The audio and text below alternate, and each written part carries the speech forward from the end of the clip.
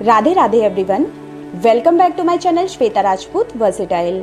तो भक्तों, आज के इस वीडियो में मैं आपको भैया दूज की व्रत कथा सुनाने जा रही हूँ। तो कृपया करके ये कथा ध्यान पूर्वक सुनिएगा। तो कथा बिना विलंब के स्टार्ट करते हैं। भाई दूज का त्योहार भाई और बहन के अटूट रिश्तों को समर्पित है।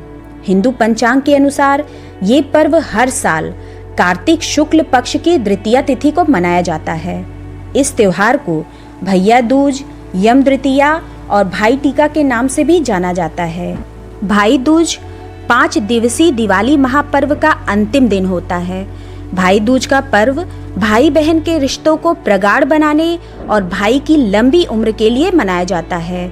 रक्षाबंधन के दिन भाई अपनी बहन को अपने घर बुलाता है, जबकि भाई दूज पर बहन अपने भाई को अपने घर बुलाकर उसे तिलक कर भोजन कराती हैं और उसकी लंबी उम्र की कामना करती हैं। इस दिन को लेकर मान्यता है कि यमराज अपनी बहन यमुना जी से मिलने के लिए उनके घर आए थे और यमुना जी ने उन्हें प्रेम पूर्वक भोजन कराया एवं ये वचन लिया कि इस दिन हर साल वे अपनी बहन के घर भोजन के लिए पधारेंगे।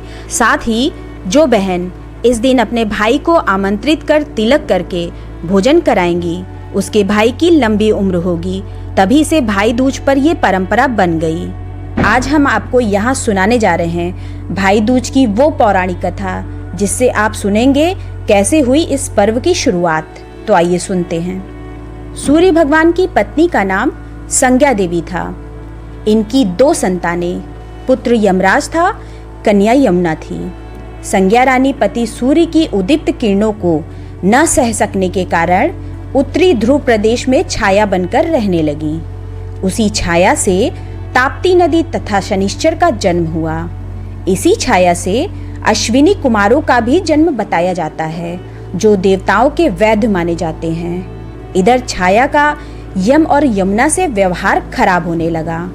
इससे खिन्न होकर यम ने अपनी एक नई नगरी यमपुरी बसाई। यमपुरी में पापियों को दंड देने का काम संपादित करते भाई को देखकर यमुना जी गौलोक चली गईं। तो भाई यमराज ने दूतों को भेजकर यमुना को बहुत खुजवाया, मगर मिल न सकी। फिर स्वयं ही गोलोक गए, जहां विश्राम घाट पर यमुना जी से भेंट हुई। भाई को देखते ही यमुना ने हर्ष विभोर हो स्वागत सत्कार के साथ भोजन करवाया। इससे प्रसन्न हो यम ने वर मांगने को कहा।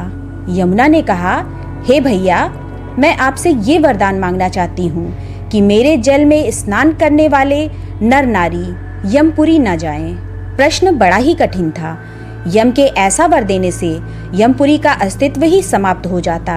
अतः भाई को असमंजस में देखकर यमुना बोली, आप चिंता न करें, मुझे ये वरदान दें कि जो लोग आज के दिन बहन के यहाँ भोजन करके इस मथुरा नगरी स्थित विश्राम घाट पर स्नान करें, वो तुम्हारे लोक ना जाएं। इसे यमराज ने स्वीकार कर लिया। इस तिथि को जो सज्जन बहन के घर भोजन नहीं करेंगे, उन्हें मैं बांधकर यमपुरी को ले जाऊंगा और तुम्हारे जल में स्नान करने वालों को स्वर्ग प्राप्त होगा। तभी से भाई बहन के रिश्तों का ये त्योहार मनाया जाने लगा। तो सभी लोग बोलिए यमुना माता की जय। एक अन्य पौराणिक कथा के अनुसार भाई दूज के दिन ही भगवान श्री कृष्ण नरकासुर राक्षस का वध कर द्वारिका लौटे थे। इस दिन भगवान कृष्ण की बहन सुभद्रा ने फल, फूल, मिठाई और अनेकों दिए जलाकर उनका स्वागत किया था। सुभद्रा ने भगवान श्री कृष्ण के मस्तक पर तिलक लगाकर उनकी दीर्घायु की कामना की थी। इस दिन से ही भाई दूज के मौके पर बहनें अपने भाइयों के माथे पर तिलक लगाती हैं और बदले में भाई उन्हें उपहार देते हैं। तो बोलिए राधे राधे। भक्तों, आइए अब हम भाई दूज की एक लोक कथा सुनते हैं। एक बुढ़िया माई थी, उसके 7 बेटे और एक बेटी थी। बेटी की शादी हो चुकी थी। जब भी उसके बेटे की शादी होती, फेरों के समय एक नाग आता और उसके बेटे को डस लेता था। बेटे की वही मृत्यु हो जाती और बहू विधवा। इस तरह उसके 6 बेटे मर गए। 7वें की शादी होनी बाकी थी। इस तरह अपने बेटों के मर जाने के दुख से बूढ़ी माई रो रो के अंधी हो गई थी। भाई दूज आने को हुई तो भाई ने कहा कि मैं बहन से तिलक कराने जाऊंगा। माँ ने कहा ठीक है। उधर जब बहन को पता चला कि उसका भाई आ रहा है तो वो खुशी से पागल होकर पड़ोसन के पास गई और पूछने लगी कि जब बहुत प्यारा भाई घर आए तो क्या बनाना चाहिए। पड़ोसन उसकी खुशी को देखकर जल भुन गई और कह दिया कि दूध से रसोई लीप, घी में चावल पका।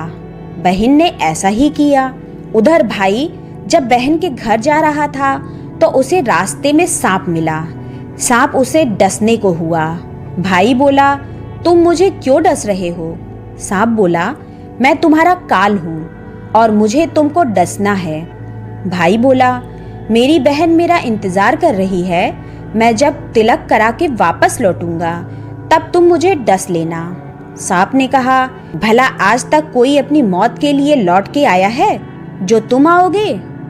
भाई ने कहा, अगर तुझे यकीन नहीं है तो तू मेरे झोले में बैठ जा। जब मैं अपनी बहन से तिलक करा लूं तब तू मुझे डस लेना।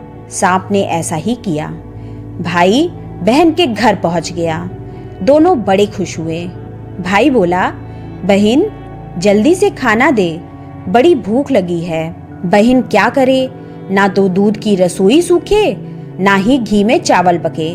भाई ने पूछा, बहन इतनी देर क्यों लग रही है, तू क्या पका रही है? तब बहन ने बताया कि ऐसे ऐसे किया है।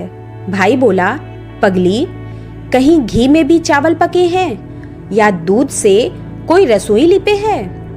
गोबर से रसोई लीप, दूध में चावल पका। बहन ने ऐसा ही किया।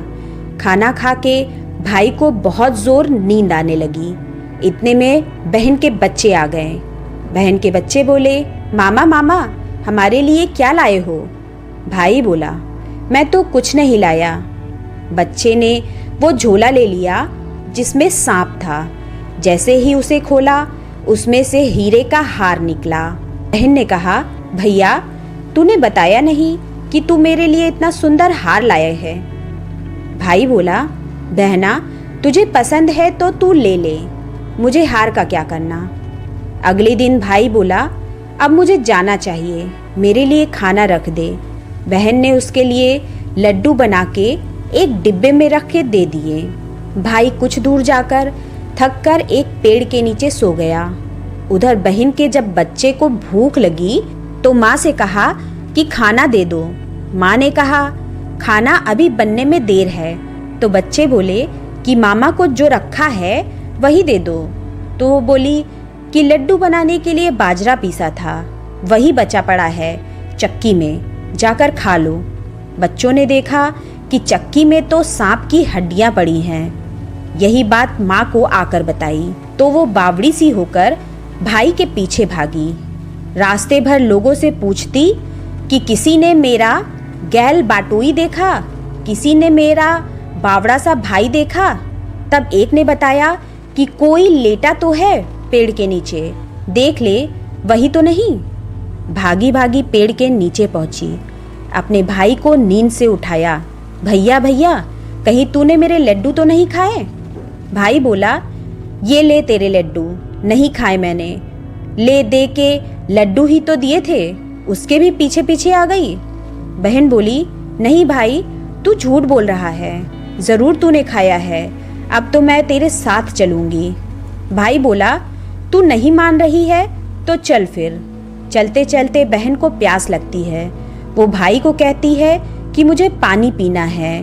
भाई बोला, अब मैं यहाँ तेरे लिए पानी कहाँ से लाऊं? देख दूर कहीं चील उड़ रही है, चली जा, वहाँ शायद तुझे पानी मिल जाए। तब बहन वहाँ गई और पानी पीकर जब लौट रही थी तो रास्ते में देखती है कि एक जगह जमीन में 6 शिलाएं गड़ी हैं। एक बिना गढ़े रखी हुई थी। उसने एक बुढ़िया से पूछा कि ये शिलाएं किसकी हैं? उस बुढ़िया ने बताया कि एक बुढ़िया है, उसके 7 बेटे थे। 6 बेटे तो शादी के मंडप में ही मर चुके हैं, तो उनके नाम की ये शिलाएं जमीन में गड़ी हैं। अभी 7वें की शादी होनी बाकी है। जब उसकी शादी होगी तो वो भी मंडप में ही मर जाएगा, तब ये 7वीं शिला भी जमीन में गड़ जाएगी। ये सुनकर बहन समझ गई ये शिलाएं किसी और की नहीं बल्कि उसके भाइयों के नाम की है। उसने उस बुढ़िया से अपने 7वें भाई को बचाने का उपाय पूछा। बुढ़िया ने उसे बतला दिया कि वो अपने 7वें भाई को कैसे बचा सकती है। सब जानकर वो वहां से अपने बाल खुले करके पागलों की तरह अपने भाई को गालियां देती हुई चली। भाई के पास आकर बोलने लगी, तू तो जलेगा, कुटेगा, मरेगा। भाई उसके ऐसे व्यवहार को देखकर चौंक गया, पर उसे कुछ समझ नहीं आया। इसी तरह दोनों भाई बहन माँ के घर पहुंचे। थोड़े समय के बाद भाई के लिए सगाई आने लगी। उसकी शादी तय हो गई। जब भाई को सेहरा पहनाने लगे तो वो बोली, इसको क्यों सेहरा बंधेगा? सेहरा तो मैं पहनूंगी, ये तो जलेगा, मरेगा। सब लोगों ने परेशान होकर सेहरा बहन को दे दिया। बहन ने देखा उसमें कलंगी की जगह सांप का बच्चा था। बहन ने उसे निकाल के फेंक दिया। अब जब भाई घोड़ी चढ़ने लगा तो बहन फिर बोली, ये घोड़ी पर क्यों चढ़ेगा? घोड़ी पर तो मैं बैठूंगी, ये तो जलेगा, मरेगा। इसकी लाश को चील कौवे खाएंगे। सब लोग बहुत परेशान हो गए। सब लोग ने उसे घोड़ी पर भी चढ़ने दिया। अब जब बारात चलने को हुई तब बहन बोली, ये क्यों दरवाजे से निकलेगा? ये तो पीछे के रास्ते से जाएगा। दरवाजे से तो मैं निकलूंगी। जब वो दरवाजे के नीचे से जा रही थी तो दरवाजा अचानक गिरने लगा। बहन ने एक ईंट उठाकर अपनी चुनरी में रख ली। दरवाजा वहीं के वहीं रुक गया। सब लोगों को बड़ा अचंभा हुआ। रास्ते में एक जगह बारात रुकी तो भाई को पीपल के पेड़ के नीचे खड़ा कर दिया। बहन कहने लगी, ये क्यों छांव में खड़ा होगा? ये तो धूप में खड़ा होगा। छांव में तो मैं खड़ी होंगी। जैसे ही वो पेड़ के नीचे खड़ी हुई, पेड़ गिरने लगा। बहन ने एक पत्ता तोड़कर अपनी चुनरी में रख लिया। पेड़ वहीं के वहीं रुक गया। अब तो सबको विश्वास हो गया कि ये बावली कोई जादू टोना सीख कर आई है, जो बार बार अपने भाई की रक्षा कर रही है। ऐसे करते करते फेरों का समय आ गया। जब दुल्हन आई तो उसने दुल्हन के कान में कहा, अब तक तो मैंने तेरे पति को बचा लिया, अब तू ही अपने पति को और साथ ही अपने मरे हुए जेठों को बचा सकती है। फेरों के समय एक नाग आया। वो जैसे ही दूल्हे को डसने को हुआ, दुल्हन ने उसे एक लोटे में भर के ऊपर से प्लेट से बंद कर दिया। थोड़ी देर बाद नागिन लहर लहर करती आई। दुल्हन से बोली, तू मेरा पति छोड़। दुल्हन बोली, पहले तू मेरा पति छोड़। नागिन ने कहा, ठीक है, मैंने तेरा पति छोड़ा। दुल्हन ने कहा, ऐसे नहीं, पहले 3 बार बोल। नागिन ने 3 बार बोला, फिर बोली, मेरे पति को छोड़। दुल्हन बोली, एक मेरे पति से क्या होगा? हंसने बोलने के लिए जेठ भी तो होना चाहिए, एक जेठ भी छोड़। नागिन ने जेठ के भी प्राण छोड़ दिए। फिर दुल्हन ने कहा, एक जेठ से लड़ाई हो गई तो एक और जेठ, वो विदेश चला गया तो तीसरा जेठ भी छोड़। इस तरह एक एक करके दुल्हन ने अपने 6 जेठ जीवित करा लिए। उधर रो रो के बुढ़िया का बुरा हाल था कि अब तो मेरा 7वां बेटा भी बाकी बेटों की तरह मर जाएगा। गांव वालों ने उसे बताया कि उसके 7 बेटा और बहुएं आ रही हैं। तो बुढ़िया बोली, अगर ये बात सच हो तो मेरी आंखों की रोशनी वापस आ जाए और मेरे सीने से दूध की धार बहने लगे। ऐसा ही हुआ। अपने सारे बहू बेटों को देखकर वो बहुत खुश हुई। बोली, ये सब तो मेरी बावली का किया है, कहाँ है मेरी बेटी? सब बहन को ढूंढने लगे। देखा तो वो भूसे की कोठरी में सो रही थी। जब उसे पता चला कि उसका भाई सही सलामत है तो वो अपने घर को चली। उसके पीछे पीछे सारी लक्ष्मी भी जाने लगी। बुढ़िया ने कहा, बेटी पीछे मुड़ के देख, तू सारी लक्ष्मी ले जाएगी तो तेरे भाई भाभी क्या खाएंगे? तब बहन ने पीछे मुड़ के देखा और कहा, जो माँ ने अपने हाथों से दिया वो मेरे साथ चल, बात बाकी का भाई भाभी के पास रहे। इस तरह एक बहन ने अपने भाई की रक्षा की। तो बोलिए जय सिया राम। भक्तों, आइए अब हम भाई दूज की अगली कथा सुनते हैं। एक समय की बात है, एक बूढ़ी अम्मा थी। उनके एक बेटा और एक बेटी थी। बेटी की शादी हो चुकी थी। एक दिन भाई दूज के त्योहार पर बेटे ने बहन के घर जाने का आग्रह किया तो बूढ़ी अम्मा ने कहा, बेटा तेरी बहन तो बड़ी पागल है, वो हर वक्त लड़ती है, तो उसके घर जाकर क्या करेगा। लेकिन बेटे के आग्रह करने पर बूढ़ी अम्मा ने उसे अनुमति दे दी। भाई अपनी बहन से मिलने के लिए घर से निकलता है। रास्ते में उसे नदी मिलती है। नदी कहती है, मैं तेरा काल हूँ, मैं तुझे डुबाऊंगी। तब भाई कहता है, मैं कई साल बाद अपनी बहन से मिलने जा रहा हूँ, उससे मिल के आने दो, फिर वापस आते वक्त तुम मुझे डुबा देना। तो नदी मान जाती है और उसे रास्ता दे देती है। थोड़ा आगे बढ़ता है तो रास्ते में उसे सर्प मिलता है।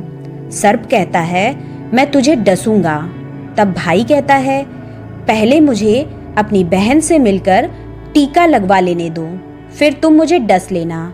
सर्प भी उसे रास्ता दे देता है। अब वो आगे बढ़ता है। आगे जंगल में उसे एक शेर मिलता है। शेर कहता है, मैं तुझे खाऊंगा। तो भाई उसे भी वही कहता है, मैं पहले अपनी बहन से मिलकर टीका लगवा लूं, फिर लौटते समय तुम मुझे खा लेना।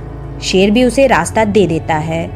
अब भाई बहन के घर पहुंचता है और आवाज लगाता है, देख बहन, 7 कोस दूर से तिलक कराने तेरा भाई आया है। बहन उस वक्त सूत काट रही होती है। तब उसका सूत बीच में ही टूट जाता है। ये मान्यता है कि यदि सूत काटते वक्त सूत बीच में टूट जाए तो जिस बहन के इकलौते भाई होता है वो तब तक बोलती नहीं जब तक सूत पुनः जुड़ नहीं जाता है। भाई बाहर से पुनः आवाज लगाता है। भाई की आवाज सुन जब बहन जवाब नहीं देती तो भाई मन में सोचता है, मुझ गरीब से मेरी बहन बात नहीं करना चाहती। माँ सही कहती थी, मुझे यहाँ नहीं आना चाहिए था। ये सोचकर वो वापस जाने लगता है। इतने में बहन का सूत पुनः जुड़ जाता है और वो भाई को आवाज देती है और उसकी तरफ दौड़ती है और उसे बात न करने का कारण बताती है। फिर प्यार से और स्नेह से उसे घर में ले जाती है। अब वो अपनी सहेली पड़ोसन के घर जाती है और उससे पूछती है, सहेली, कोई जान से भी प्यारा मेहमान आए तो क्या करना चाहिए। पड़ोसन मजाक में कह देती है, तेल में चौका लगाना चाहिए और घी में चावल पकाने चाहिए। भोली बहन पड़ोसन का मजाक समझ नहीं पाती और वैसा ही करती है। अब ना तो चौका सूखता है और ना ही चावल पकते हैं। इधर भूखा भाई उससे कहता है, बहन भूख लगी है, खाना परोस दो। तब बहन बोली, भाई आज ना तो चावल सीज रहे हैं और ना ही चौका सूख रहा है। भाई ने पूछा, कैसे तूने चौका लगाया और कैसे तूने चावल चढ़ाए। बहन बोली, मेरी सहेली पड़ोसन से पूछा था, उसने कहा जान से प्यारा मेहमान आए तो तेल का चौका लगाना चाहिए और घी में चावल चढ़ाने चाहिए। भाई बोला, अरे मेरी प्यारी भोली बहन, कभी तेल का चौका सूखा है और कभी घी में चावल पके हैं। तू पानी का चौका लगा और पानी में ही चावल चढ़ा। फिर वो ऐसा ही करती है। जब चौका सूख जाता है और चावल पक जाते हैं तब उसमें घी और शक्कर डालकर भाई को भोजन कराती है। फिर उसके तिलक करती है। कई दिन बीत जाते हैं। एक दिन भाई बोला, बहन अब मैं घर वापस जाऊंगा, माँ अकेली है। अगले दिन सुबह बहन जल्दी उठकर गेहूं पीसकर भाई के लिए लड्डू बनाती है और कुछ लड्डू बच्चों के लिए रखकर अपने भाई को विदा करती है। सुबह जब बच्चे उठते हैं तो माँ से खाने को मांगते हैं। तब माँ उन्हें वही लड्डू दे देती है। तब वो देखती है, ये क्या, सारे लड्डू हरे रंग के हो गए। फिर वो चक्की में देखती है तो उसमें गेहूं के साथ एक सांप भी पिस गया होता है। वो उन लड्डुओं को फेंक देती है और अपने भाई के पीछे भागती है। रास्ते में एक पेड़ के नीचे उसका भाई बैठा होता है। अपनी बहन को देखकर भाई बोलता है, क्या हुआ बहन। तो बहन बताती है, मैंने तुझे लड्डू बांधे थे, वो कहाँ हैं। भाई बोला, तेरे लड्डू मैंने अभी तक नहीं खाए, पेड़ पर टंगे हैं, ले ले। वो पेड़ से लड्डू उतारती है और वही गड्ढा कर उन लड्डू को गाड़ देती है। फिर अपने भाई को सारी बात बताती है। भाई बोला, बहन तूने एक बार तो मुझे मौत से बचा लिया, लेकिन मैं पीछे कईयों को स्याही देकर आया हूँ और बहन को सारी बात बताता है। वो दोनों वहाँ बैठे बात कर ही रहे होते हैं कि बहन भाई से पानी मांगती है। भाई बोला, थोड़ी दूर एक तालाब है, वहाँ से मैं अभी पानी लेकर आता हूँ। बहन बोली, मैं खुद जाती हूँ और पानी पीकर वापस आती हूँ। वो पानी पीने तालाब पर पहुँचती है तो देखती है कि वहाँ एक बुढ़िया बैठी है। वो उसके पास जाकर उससे पूछती है, माँ, तुम यहाँ क्यों बैठी हो?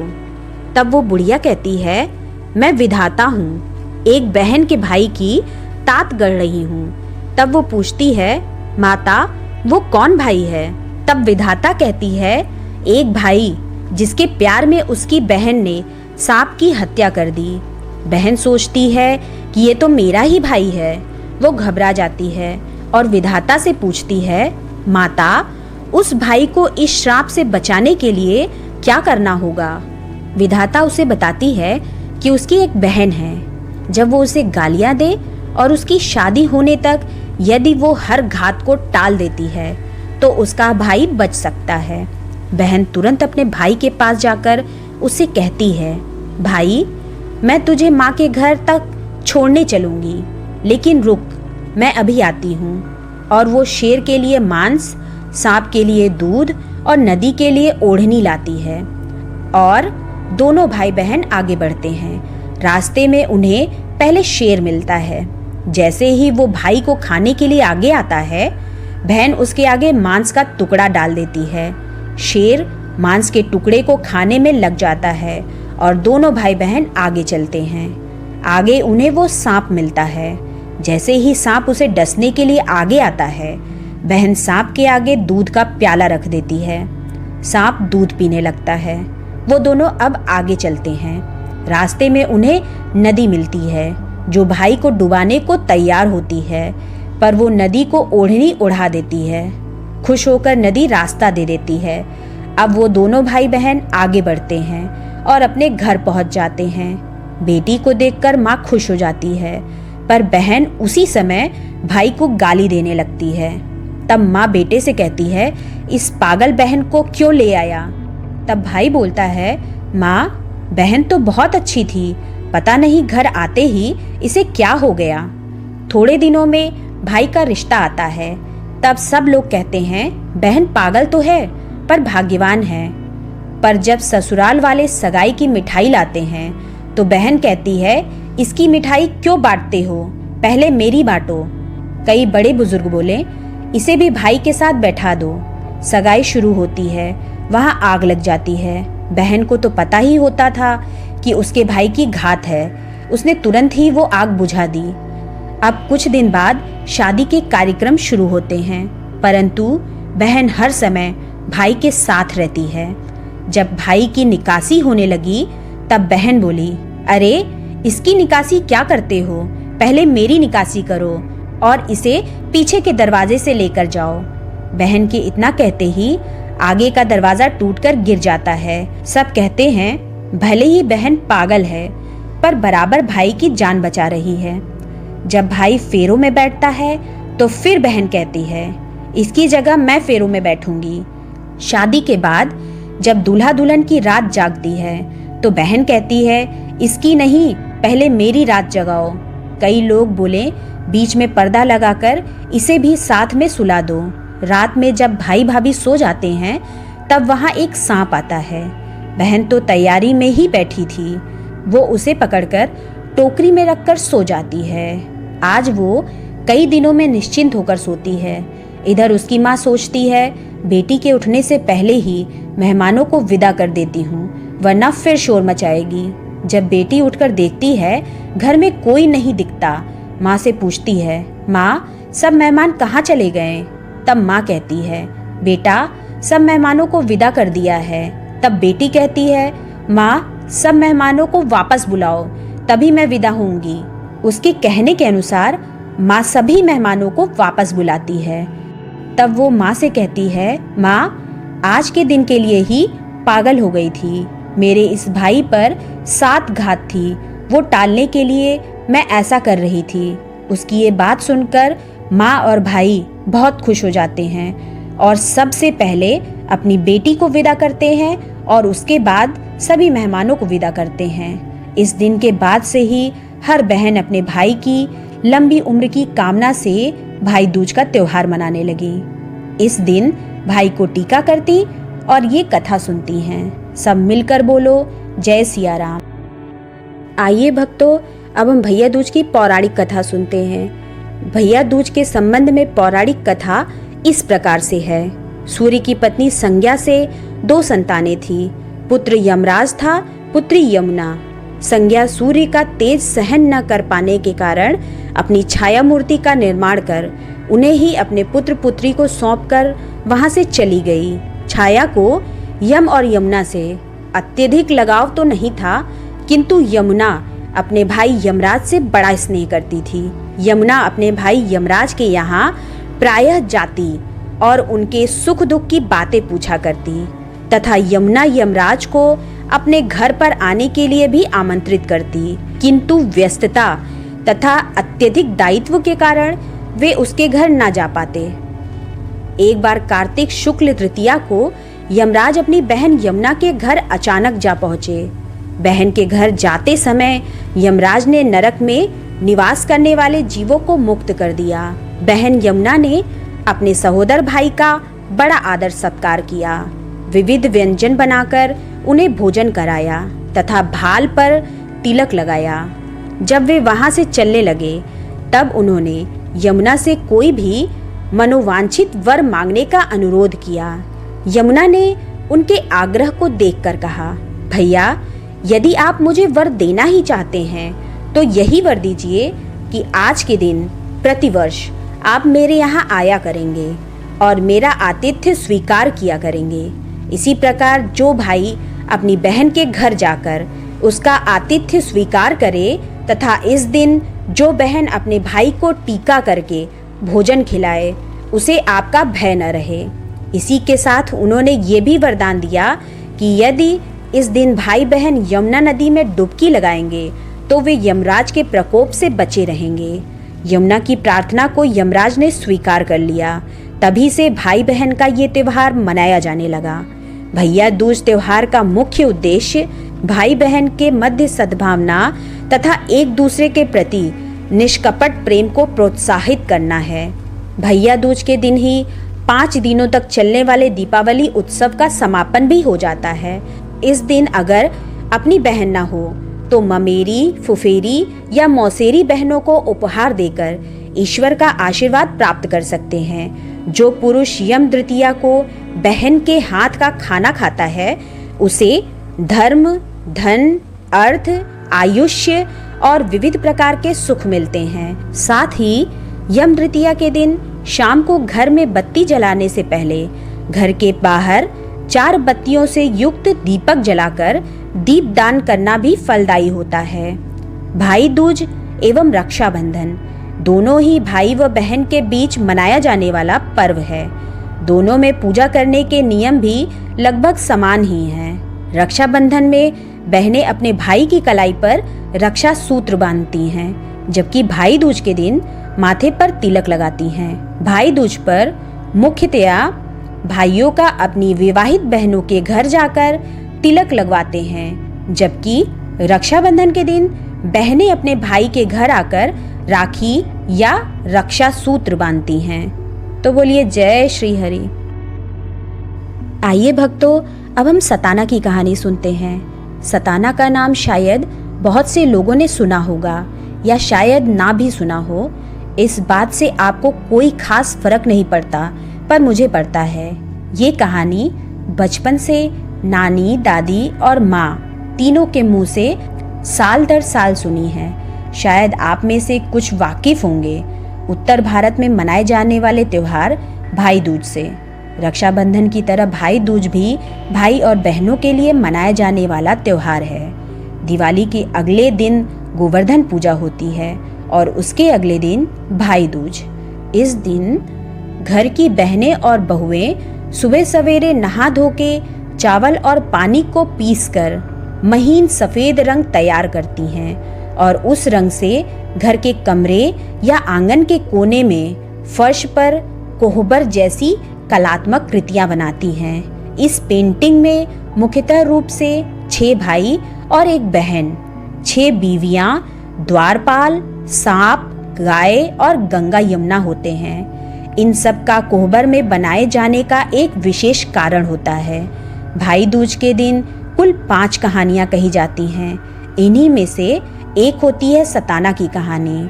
तो आइए अब हम कहानी सुनते हैं। सताना 6 भाइयों की अकेली और लाडली बहन और भाभियों से त्रस्त एक अबला कन्या है जो अक्सर भाभियों के कोप का शिकार बनती है। एक बार सताना को उसकी एक भाभी ने काली कंबल सफेद करके लाने का हुक्म दिया। तब सताना देर तक यमुना किनारे बैठी रोती रही।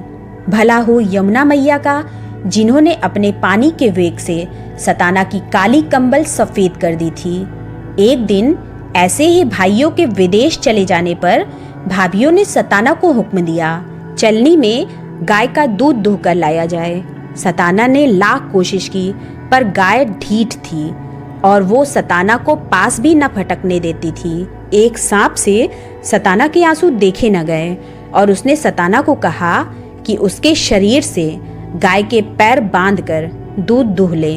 तब कहीं जाके सताना गाय को काबू में कर पाई। पर जब छलनी में दूध दुहना शुरू किया तो सारा दूध गिर जाता था। सताना फिर से रोने लगी।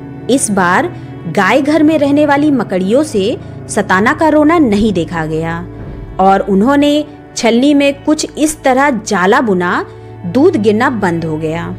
एक दिन राजा के यहाँ मुनादी हुई। नए बांध का उद्घाटन होना था और पंडितों ने बताया कि एक ऐसे आदमी की बलि दी जाए जिसको कभी ना मारा पीटा गया हो, ना ही कभी गाली या अपशब्द बोला गया हो। सताना ने जब ये सुना तो उसका माथा ठनका कि जरूर उसके भाई को पकड़ के बलि दे दिया जाएगा, क्योंकि सताना के भाई बहुत ही लाडले थे। ना ही कभी उनको गाली ना कभी डांट मार पड़ी थी। ये मुनादी सुनते ही सताना भागते हुए कुएं के पास पहुंची और सारे गांव वालों के सामने जोर जोर से चिल्लाकर एक ही बात रटने लगी, भैया मरे भौजैया रांड, जिसका मतलब है कि भाई की मृत्यु हो और भाभी विधवा हो जाए। इसी प्रकार की गालियां सताना दे रही थी। तब तक राजा के सैनिक घर घर बलि के लिए आदमी खोजते हुए सताना के दरवाजे पहुंचे, जहां भाइयों और भाभियों में बहस चल रही थी कि सताना पागल हो गई है और अपने भाइयों को बुरा भला कह रही है। सारे गांव वालों ने सैनिकों को ये कहकर सताना के घर भेजा था कि केवल सताना के भाई ही हैं जिनको कभी गालियां या मार नहीं पड़ी है। जब सैनिक सताना के घर पहुंचे तो भाई और भाभी घर में आपस में सताना को लेके लड़ रहे थे। सैनिकों ने भाई को पकड़ा और लेकर चलने लगे। जब गांव के चौक पर भाई को बलि से पहले स्नान कराने के लिए कपड़े उतारे गए, वैसे ही देखा कि भाई के पूरे शरीर पर ना जाने कितने घाव थे। ये देखते ही सैनिकों ने भाई को गालियां देते हुए छोड़ दिया। इस प्रकार भाई अपने घर आए और सताना ने घर पहुंचकर अपने भाई से बहुत माफ़ी मांगी और बार बार रोते हुए कहा कि भाई की जान बचाने के लिए उसने गालियां दी। इसके बाद भाई, भाभी और सताना सब मिलकर खुशी से साथ साथ रहने लगे। तो बोलिए जय सिया राम। मेरे द्वारा सुनाई गई कथा अगर आपको अच्छी लगी हो तो मेरे चैनल को सब्सक्राइब कर ले और बेल आइकन प्रेस करना बिल्कुल ना भूलें, जिससे मेरे आगे आने वाले लेटेस्ट वीडियो की नोटिफिकेशन आपको तत्काल मिल सके। मेरे वीडियो को लाइक एंड कमेंट्स भी करें। मेरे वीडियो को अपने फेसबुक, व्हाट्सएप, इंस्टाग्राम पर शेयर करना बिल्कुल ना भूलें। तो मैं अपना वीडियो यहीं समाप्त करती हूँ। मेरे और मेरे परिवार की तरफ से आप सभी को भैया दूज की हार्दिक शुभकामनाएं। हैप्पी भैया दूज। मिलते हैं नेक्स्ट वीडियो में। जय सिया राम। राधे राधे।